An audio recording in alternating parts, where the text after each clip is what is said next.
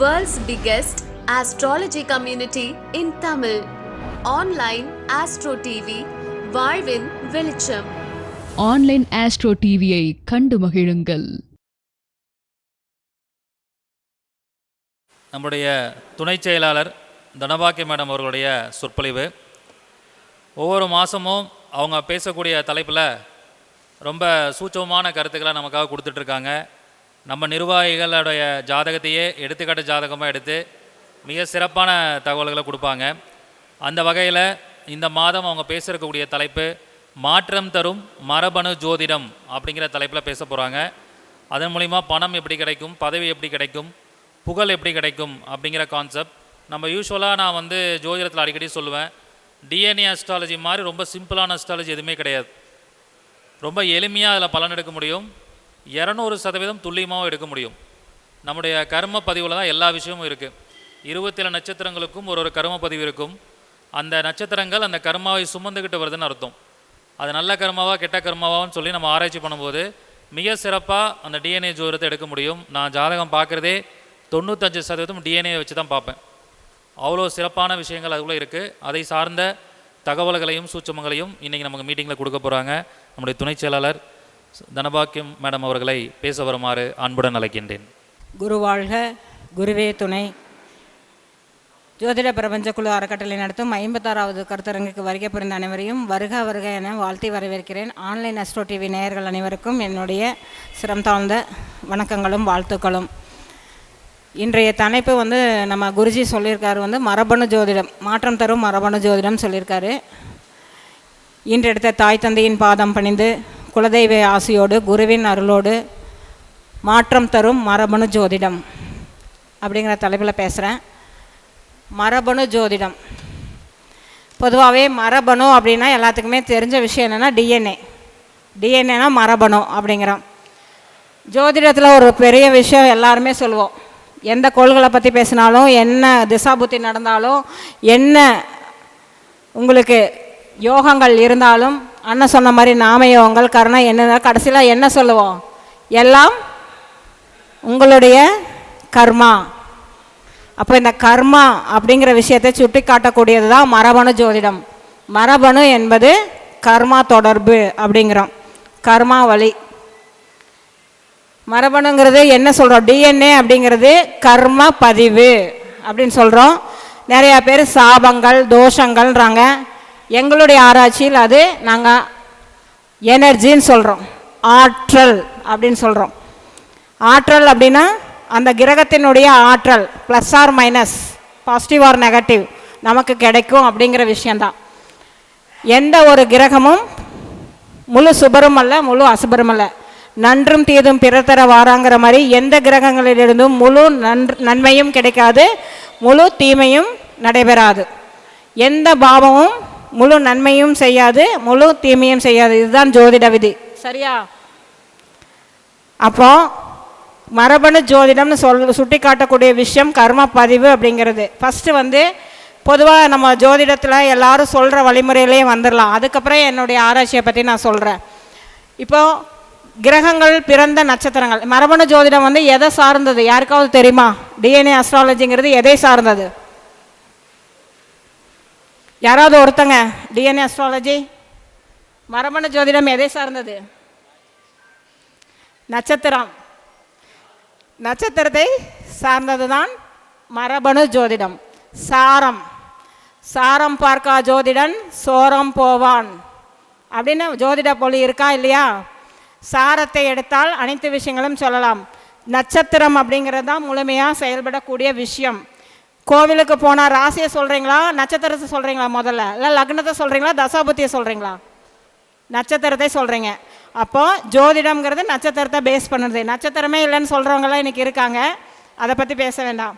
சாரத்தை பிடித்து நம்மளுடைய ஜாதகத்தில் உள்ள பலாபலன்களை சொல்லக்கூடியது ஒரு ஜோதிட விதிமுறை. அதில் இந்த மரபணு ஜோதிடங்கிற டிஎன்ஏ டோட்டலாக நட்சத்திரங்களில் எந்த கிரகம் நிற்கிதோ அதோட டிஎன்ஏ எனர்ஜி எடுத்துகிட்டு நல்லா புரிஞ்சுக்கோங்க. கர்ம பதிவுங்கிறத சாபம் தோஷம்னு சொல்கிறாங்க, நாங்கள் எனர்ஜின்னு சொல்கிறோம். எங்களோட லைஃப்பில் அதை தான் கொண்டு போகிறோம், அப்படி தான் சக்ஸஸ் ஆகிறோம்.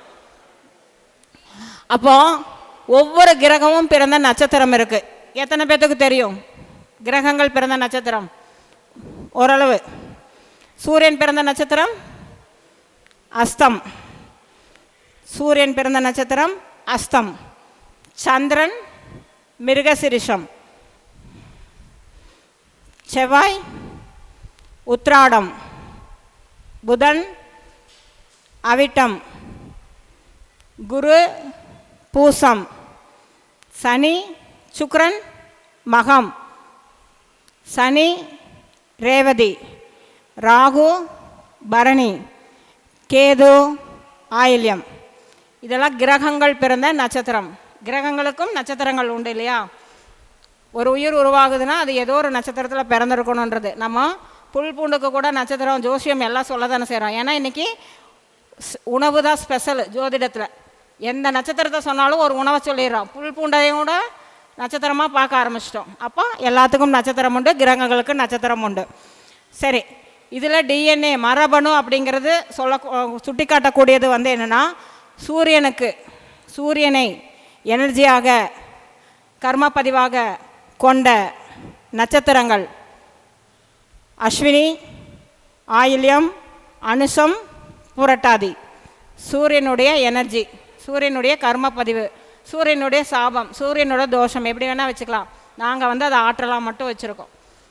அடுத்தது சந்திரன், பரணி, மகம், கேட்டை, உத்திரட்டாதி. செவ்வாய் கிருத்திகை, பூரம், மூலம், ரேவதி. புதன் ரோகிணி, உத்திரம், பூராடம்.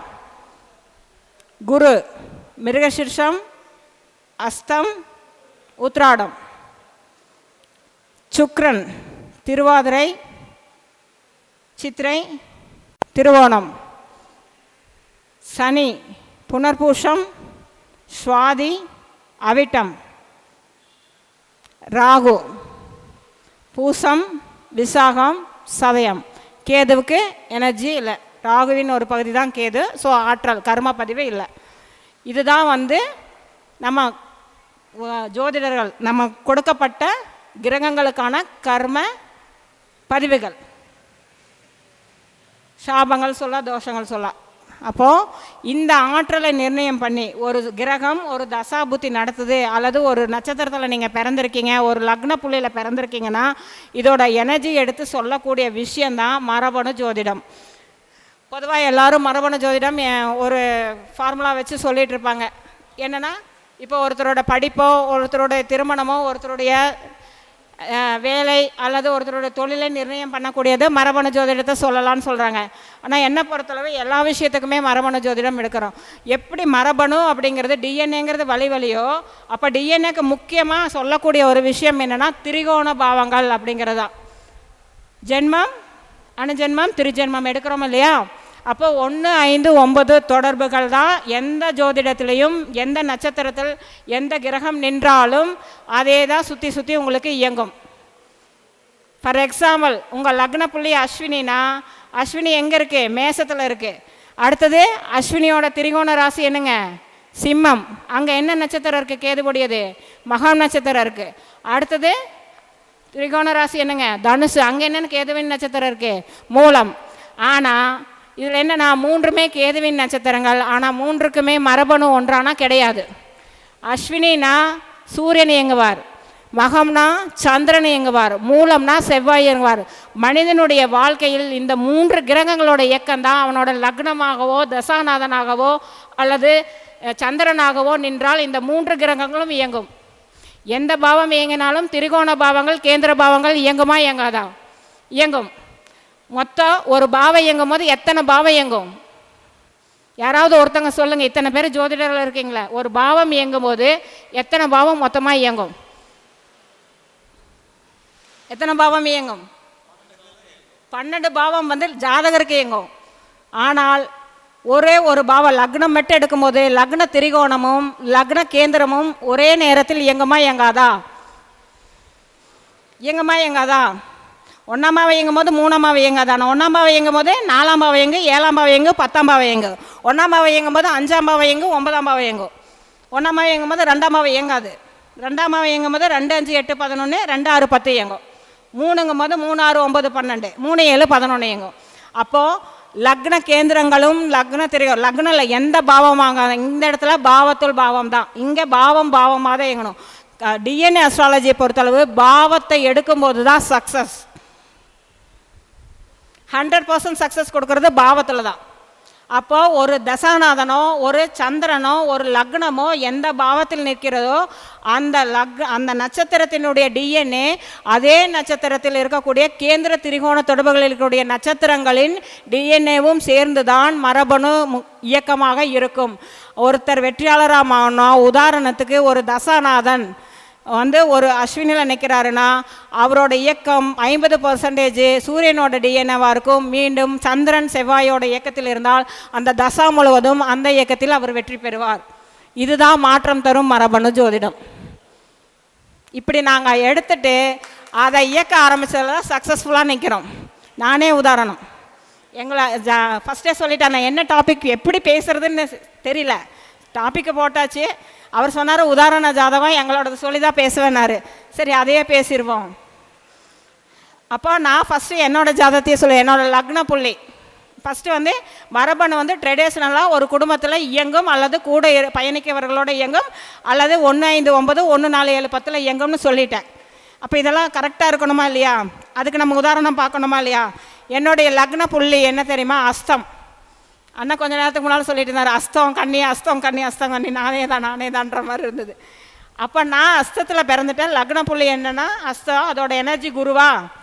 அப்போ ஒன்றா அஸ்தத்துலேயோ அல்லது குருவோட நட்சத்திரம் இல்லை குருவோட எனர்ஜிலேயோ அல்லது சந்திரனோட நட்சத்திரத்துலையோ எங்கள் வீட்டில் யாராவது பிறக்கணும். அதுதானே எனக்கு எடுத்தது. அல்லது எங்கள் அப்பா இருக்கணும் அல்லது என் தாத்தா இருக்கணும். 1 5 9 இல்லைன்னா 1 4 7 10 அம்மா இருக்கணும், கணவன் இருக்கணும், இல்லை நம்ம மாமியாராக இருக்கணும். என்னோட நட்சத்திரம் பூராடம். என்னோட நட்சத்திரம் பூராடம். பூராடத்தோட எனர்ஜி என்ன தெரியுமா? புதன். என் கணவர் உத்திர நட்சத்திரம், புதனோட எனர்ஜி. என் தம்பி ரோகிணி நட்சத்திரம், புதனோட எனர்ஜி. என் லக்ன புள்ளி அஸ்தம். என் தம்பிக்கு 2 குழந்தைங்க, 2மே அஸ்தம், ஆணொன்று பெண்ணொன்று.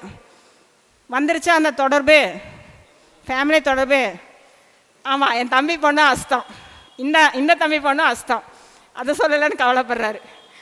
அப்போ தொடர்புகள் வருதா? இப்போ என்னென்னா இதுதான் அந்த லக்ன தொடர்பு, ஜாதகருடைய கொடுப்பினை, விதி மதி கதி. இப்போ எல்லாத்துக்கும் புரியும்னு நினைக்கிறேன் ஓரளவு. எங்கேயோ கேட்ட மாதிரி இருக்கே, அப்படி தானே? விதி என்பது ஜாதகர் அல்லது ஜாதகம், மதி என்பது சந்திரன் அல்லது தசாபுத்தி எடுத்துக்கொள்ளலாம், கதிங்கிறது கோச்சாரத்தை எடுக்கலாம், தசாபுத்தியும் எடுக்கலாம். விதிமதி கதியை பிடித்தால் விண்ணையும் வெல்லலாம். எங்கே எனக்கு சப்போர்ட் கிடைக்கல, ஜோதிடராக போய் பார்க்குற, எனக்கு சக்ஸஸ் ஆகலை, பரிகாரமாக செய்கிற சக்ஸஸ் ஆகலை, இதை பிடிங்க.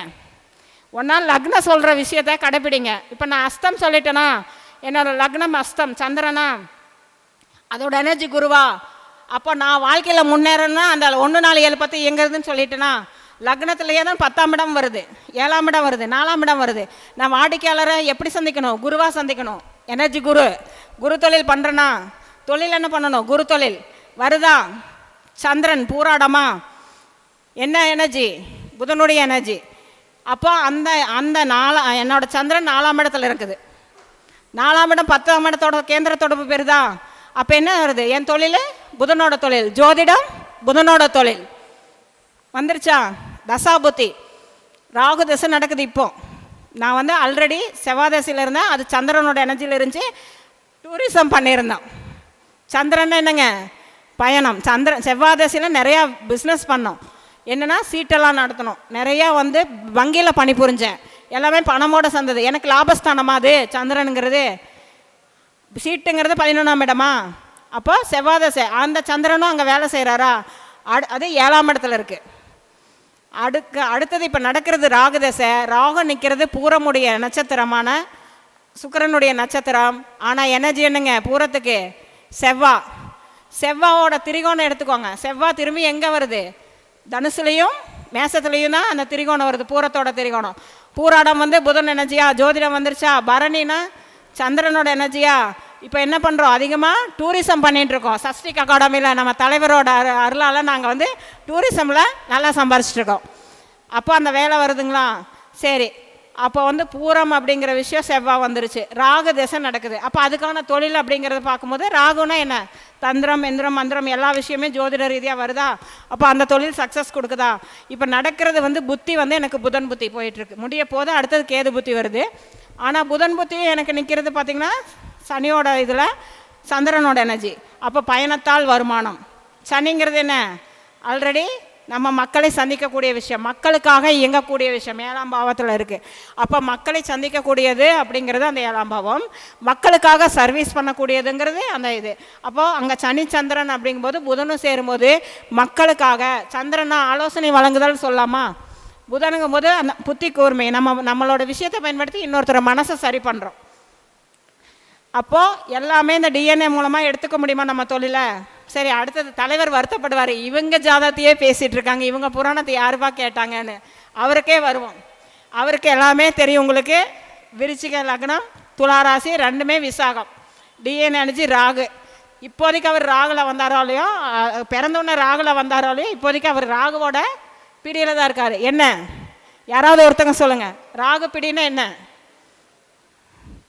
ஒருத்தருக்கு கூடவா ராகுவோட இது தெரியல மேம்? கருப்பு ட்ரெஸ் ஓகே, புகைப்படம் அப்படிங்கிறது தானே ராகு. மீடியாங்கிறது யார்? டெய்லி தூங்கி எந்திரிச்சோன்னே காலண்டரில் தேதி பார்க்குறீங்களோ இல்லையா, அவரோட ஷார்ட்ஸ் பார்த்துருவீங்களா? அப்போ அந்த அந்த துறையை இயக்குறாரா? அவங்க லக்னப்புள்ளி சந்திரன் ரெண்டையுமே இயக்குறாரு. சரி, தசாநாதன் வந்து சனி தசை முடிய போது, அடுத்தது புதன் தசை.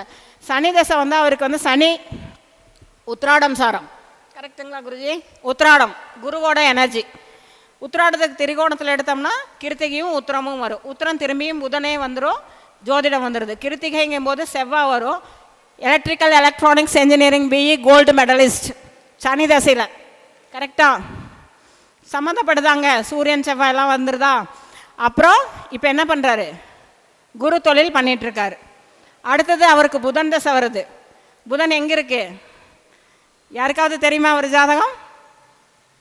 புதன் திரும்பவும் சித்திரை நட்சத்திரத்தில் வந்துட்டார். சித்திரையில் சுக்கிரனோட எனர்ஜியில் வராரு. அந்த சித்திரைக்கு திரிகோணமாக எடுத்தோம்னா வேறு என்னென்ன நட்சத்திரங்கள் வரும்? அவிட்டம், மிருகசீரிஷம். அப்போ மிருகசீரிஷத்தோட இயக்கம் என்னங்க, குரு வருதா? அவிட்டத்தோட இயக்கம் சனியா? எங்கே பரிகாரம் பண்ணுறாரு? காசியில் பரிகாரம் பண்ணுறாரு. எதுக்கு பரிகாரம் பண்ணுறாரு? சனிக்கு பரிகாரம் பண்ணுறாரு. சரியா? அடுத்தது மிருகசீரிஷம்னா குரு அவரோட லக்னத்துக்கு 7ஆம் பாவம். அப்போ என்ன தொழில், வாடிக்கையாளரை சந்திக்கிறாரு, குருவா எங்கிறாரு, குரு தொழில் பண்ணுறாரு எல்லாமே. அப்போ அந்த தசாநாதன் அவருக்கு கரெக்டான ஒரு நட்சத்திரத்தில். எல்லாரும் இங்கே என்ன சொல்லுவாங்க, புதன் சித்திரை நட்சத்திரத்தில் இருக்கு, வேதகன் சாரம். வேதகன் பிரச்சனை ஆயிரும். கண்ணியில் புதன் உச்சம்தான், ஆட்சி உச்சம் மூல திரிகோணம். லக்னத்துக்கு 11ஆம் இடம், லாபத்தை இயக்குவாருங்களா, 8ஆம் அதிபதி. என்ன வேணால் சொல்லலாம். அவர் இயங்குற பாதை சரியா இல்லையா? சரியா இல்லையான்னு நீங்கள் தான் சொல்லணும். நான் சொன்னது கரெக்டாக இல்லையா? தெரியல, யாருமே தெரியாத மாதிரி பார்த்துட்ருக்கீங்க. அப்போது புதனை இயக்குறாரு, குருவை இயக்குறாரு, சனியை இயக்குறாரு, சுக்கிரனையும் இயக்குறாரு. சுக்கிரன்னா என்னங்க, ஃப்ளவர் மெடிசன்ஸு அவர் சஜஸ்ட் பண்ணிகிட்ருக்காரு. அதே மாதிரி ஆர்னமெண்ட்ஸ், நம்ம இந்த ஸ்டோன்ஸ் எல்லாம் இருக்கு இல்லையா, இதெல்லாமே அவர் சஜஸ்ட் பண்ணுறாரு. சரிங்களா? அப்போ ஒரு தசா புத்தியில் அடுத்தது நம்ம தம்பி அவர் பார்க்குறாரு, ஏன் ஜாதகம் சொல்லலையே அப்படின்னு. அப்போ துலா லக்னம், விருச்சிக ராசி, லக்ன புள்ளி சுவாதியில், லக்ன புள்ளி விசாகம்னா அது ராகுவோட எனர்ஜி. சரி, அந்த தம்பி தான் துலாம். அடுத்தது நட்சத்திரமும் விசாகம், ரெண்டுமே வந்து பார்த்திங்கன்னா அவருக்கு ராகுவோட எனர்ஜி. அப்போ ராகு அப்படிங்கிற விஷயம் பயணம் சார்ந்தது. அவர் தனியாக ஒரு சேனலே வச்சுருக்காரு, அஸ்வினி ஜோதிடம். அவரோட பேர் என்ன தெரியுங்களா? ஜோதிட நிலைய பேர் அஸ்வினி தாந்திரிக மாந்திரிக ஜோதிட நிலையம், திருச்சி மற்றும் கோவை, சென்னை. இல்லை சென்னை மற்றும் திருச்சி கோவை எப்படி வேணால் வச்சுக்கலாம். சொல்கிறது பாருங்கள், அப்படியே அந்த 3 ஊர் ராகுவோட எனர்ஜியில் இருக்கக்கூடியது. எப்படி வந்தது அதுதான் நம்ம எடுக்கக்கூடியது, டிஎன்ஏ அப்படிங்கிற விஷயம் அதுதான். சரிங்களா? அப்போது அந்த விசாகம் லக்ன புள்ளி சந்திரன் லக்னம், விதி மதி ரெண்டையும் இயக்கிட்டாரு. கதியை இயக்கணும்ல. லாஸ்ட் தசை கேது தசை நடந்துட்டு இருந்தது. கேது திசையில் அவர் வந்து பார்த்திங்கன்னா அப்படியே ஜோதிட துறைக்கெல்லாம் உள்ளே வர்றாரு. அந்த கேதுவோட இயக்கம் கும்பத்தில் கேது. அப்போது கேதுவோட இயக்கம் பார்த்திங்கன்னா அங்கே இயங்கும்போது அப்படியே கும்பம் மிதுனம் இந்த மாதிரி இயக்கத்தில் வந்துட்டார். இப்போ டோட்டலாக சுக்கிரன் இயக்கத்தில் இருக்கார். சுக்கிர தசை. சுக்கிரன்ன்றது உத்திரட்டாதி நட்சத்திரம். இங்கே என்ன சொல்லுவோம், எல்லாரும் என்ன சொல்லுவாங்க, வேதகன் சாரா சுக்கிரன் ஒன்றுமே இல்லை. ஏற்கனவே அவருக்கு இந்து லக்னம் பேசிட்டேன், புஷ்கர நவாம்சம் பேசிட்டேன், கோடீஸ்வர யோகம் எது வந்தாலும் பேசியாச்சு. இங்கே இயக்கக்கூடியது யாருங்க, சந்திரன் தான் இயங்குறாரு. டிஎன்ஏல வந்து என்ன வருங்க, உத்திரட்டாதிக்கு சந்திரன் வரும். உத்திரட்டாதி பூசம் அனுசம் இயங்குமா, அவருக்கு என்ன தாராபலன், அது 2ஆம் இடம் தாராபலன் வருமா. அண்ணன் சொன்ன மாதிரி பரணிபுரம் பூராடம் வந்து காலபுருஷ தத்துவத்துக்கு 2வது தாரை, பணவரவுக்கு உண்டான தாரை. விசாகத்துக்கு அனுசம் உத்திரட்டாதி பூசம் 2வது தாரை. அப்போ உத்திரட்டாதி இயங்கும் போது பூசம் இயங்கும், பூசம் இயங்கும் போது அனுசம் இயங்கும். 50% உத்திரட்டாதி, பூசம் வந்து 25%, அனுசம் 25% இயங்கும். அப்போ என்னெல்லாம் வரும் அப்படின்னா, இப்போ அவரோட தசாநாதன் சுக்கிரன் உத்திரட்டாதியில் இருக்கும்போது சந்திரன்னா என்ன, நீர் சார்ந்த விஷயம் சந்திரன், சரிங்களா, மனம் சார்ந்த விஷயங்கள். சந்திரன்னா பயணம். இப்போ நீர் சார்ந்த இடங்களில் பரிகாரம் பண்ணி கொடுத்துட்ருக்காரு. பூசம் அப்படிங்கிறது ராகுவோட எனர்ஜி. அங்கே குரு ராகு, ஏன்னா அங்கே அந்த இடத்துல வந்து உச்சம் பெறக்கூடியவர் குரு. இவருக்கு சனியோட நட்சத்திரம், கடக வீடு, சந்திரனுடைய வீடு. அதுவும் அவருக்கு பாருங்கள் 3மே நீர் சார்ந்த வீடுகள். இதில் வந்து நம்ம கிரக தசாபுத்தி தசாநாதனாக லக்னமாகட்டும் விதிமதி கதையே நம்ம ராசிகள் தன்மையும் எடுத்துக்கணும். அப்போ எல்லாமே நீர். அப்போ அவர் பண்ணுறதே பூரா மோஸ்ட்லி நீர் சார்ந்த இடங்களில் தான் பரிகாரங்கள் பண்ணி கொடுத்துட்ருக்காரு. அவர் ஜோதிட நிலையத்துக்கு பேர் ஏற்ற மாதிரி அஸ்வினி தாந்திரிக மாந்திரிக அப்படிங்கிறது எல்லாமே ஒன்று கடல் சார்ந்தது அல்லது ஆறு சார்ந்த இடங்களில் பண்ணுறாரு. அப்போ பூசம்னா ராகு வந்துடுது. மாந்திரிகம் தம்பியோட ஸ்பெஷல் வெண்மாந்திரிகம் அப்படி சொல்லி பண்ணுவார். அங்கே குரு பூசம் என்ன குரு உச்சமாகிறார் இல்லையா, அப்போ குரு பிறந்த நட்சத்திரம் இல்லையா, அப்போ அந்த மாந்திரிகத்தில் உண்மை இருக்கணும். அதான் வெண்மாந்திரிகம். சுக்கிரன் இல்லையா, வெண்மை. அடுத்தது அப்பா இல்லை 2 குழந்தைக்கு அப்பா ஆயிட்டாரு. இப்போ வந்து குரு இல்லை, இப்போ சுக்கிர தசை நடக்குதுங்கய்யா. நான் அந்த திரிகோண ராசிகளில் சொல்கிறேன். அடுத்தது அனுசம் சூரியனோட எனர்ஜி. அவருக்கு இன்னொரு பேர் இருக்குது, நந்தகுமார். என்ன சொல்லுவாங்க, தாந்திரிக மாந்திரிக டாரட் நிபுணர் மருத்துவ ஜோதிடர். அனுசம் இங்கே தான் மருத்துவ ஜோதிடமா, சூரியனா மருத்துவமா. அப்போ அந்த பெயர்லேயே வருது. ஏன்னா என்ன, விசாகம் 2வது தாரை, அனுசம் வந்து 2வது தாரை. அப்போ பெயரில் அந்த மருத்துவம் வந்துருச்சு, சூரியனோட எனர்ஜி வந்துருச்சு, சனியோட எனர்ஜி. சனி அப்படிங்கிற விஷயம் மக்கள் தொடர்பு. தினமும் நாம் மக்களை அன்றாட வாழ்க்கையில் சந்திக்கக்கூடிய விஷயம். அங்கே 6ஆம் இடம் தொடர்பு டெய்லி சந்திக்கிறோம் வாடிக்கையாளர் அப்படிங்கிற விஷயம். அப்போ டிஎன்ஏ அஸ்ட்ராலஜியை பொறுத்தளவு இப்படி தான் நம்ம எடுக்கணும். பொதுவாக உங்களுக்கு அஸ்வினி நட்சத்திரத்தில் பிறந்திருக்கீங்களா, சூரியனோட ஆற்றலில் பிறந்திருக்கீங்க. மக்கள் என்ன சொல்கிறாங்க, நம்ம மக்கள் சூரியனோட தோஷத்தில் பிறந்திருக்கீங்க, சூரியனோட சாபத்தில் பிறந்திருக்கீங்க, உங்களுக்கு பிரச்சனை தான். அப்பா கால பிரச்சனை, இல்லைன்னா அப்பா இருக்க மாட்டார், இல்லைன்னா நான் அரசாங்கத்தால் பிரச்சனை, நோய் வரும், மருத்துவ செலவு ஆகும், சக்ஸஸ் ஆக மாட்டீங்க, கண்ணில் பிரச்சனை வரும், தலையில் பிரச்சனை வரும், எலும்பில் வரும். இதையே எத்தனை வருஷத்துக்கு சொல்லுவீங்க? ஒரே மாவு தாப்பா, இட்லி தோசை ஊத்தாப்பா, எல்லாமே வேறு வேறு வெரைட்டி, டேஸ்ட் வேறு வேறு, மாவு ஒன்று தான், சரியா? அப்போ இனிமேல் யாராவது தோஷம் சாப்பிட்னு சொல்லுவீங்க, பிரபஞ்ச குழுக்கு வர்றவங்க யாருமே தோஷம் சாப்பிட்ற வேர்டு யூஸ் பண்ணாதீங்க. டிஎன்ஏ அப்படின்னா எனர்ஜி, எனர்ஜி எனர்ஜி எனர்ஜி எனர்ஜினே இருக்கணும், எனர்ஜெட்டிக்காக இருக்கணும். யாரும் எனர்ஜெட்டிக்காக இருக்கிற மாதிரியே தெரியல, தூங்கிட்டீங்க, நல்லா சாப்பாடு போட்டார் தலைவர், நல்லா தூங்கிட்டீங்க. அஸ்தத்தை இயக்குங்கப்பா. 13வது நட்சத்திரம் அஸ்தம் இயக்குனீங்கன்னா தான் வாழ்வில் வெற்றி பெறலாம். ஏற்கனவே அங்கே ஒரு அஸ்தம் உட்காந்துட்டு இருக்காரு, இங்கே ஒரு அஸ்தம் இருக்குது. அஸ்தத்தை இயக்குங்க. அப்போது ஜோதிடம் அப்படிங்கிறது வந்து நம்ம பார்க்குற கண்ணோட்டத்தில் தான் இருக்குது. நாம் ஜோதிடம் அப்படிங்கிறது அவர் சொன்ன மாதிரி ஜாதகம் என்பது ஒரு பிரச்சனையை சாதகமாக்கி நமக்கு நல்ல சாதகமான விஷயங்களை சொல்லி முன்னேற்றம் செய்யத்தானே ஒழிய நம்மை குழப்பி பிரச்சனையை உருவாக்க அல்ல. அப்போ மரபணு ஜோதிடம் என்பது மாற்றத்தை எப்படி ஏற்படுத்தினா, இப்படி எடுத்துக்கோங்க. விதிமதி கதி உங்களால் எதுலேயும் செயல்பட முடியல, எனக்கு விதிமதிகள்லாம் தெரியல. எங்கள் வீட்டில் போய் கேட்டேனுங்க, சிம்ம ராசிங்க நான் 7.5 சனினாங்க, அது சாரி அதுக்கப்புறம் அஷ்டம சனின்ட்டாங்க, கண்ட சனினாங்க, கும்பராசிங்க 7.5 சனினாங்க, மேசராசிங்க ஐயோ படுத்துட்டேனுங்க 7.5 சனி வந்தோடனே. பயப்படவே பயப்படாதீங்க. அஷ்டம சனி ஆகட்டும், அஷ்டம குருவாகட்டும், என்ன ராகு கேது எது வந்தாலும் இந்த ஒரு விஷயத்தை எடுத்துக்கோங்க. அஷ்டம சனி நடக்கிறவங்க யாருமே நல்லா இருக்கிறது இல்லையா, வீட்டை விட்டு வெளியில் வர்றது இல்லையா, வீடு கட்டுறாங்க, கல்யாணம் பண்ணுறாங்க. சிம்மராசியில் பிறந்த அந்த அம்மா அஷ்டம சனி வராமையாக இருந்தது, அந்த அம்மா நாடே ஆடலையா? அப்போ ஏன் இப்படி பண்ணிகிட்ருக்கோம்? நம்ம பயப்படுறோம்.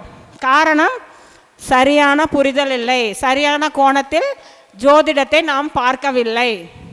வெற்றி பெற பல வழிகள் இருக்கிறது. அதுதான் அன்றைக்கே சொல்லி வச்சாங்க, சாரம் பார்க்காத ஜோதிடன் சோரம் போவான்னு சொன்னது இதுக்கு தான். நட்சத்திரத்தை பற்றி பேசும்போது எங்கள் நட்சத்திர நாயகனே வந்துட்டார் உள்ள.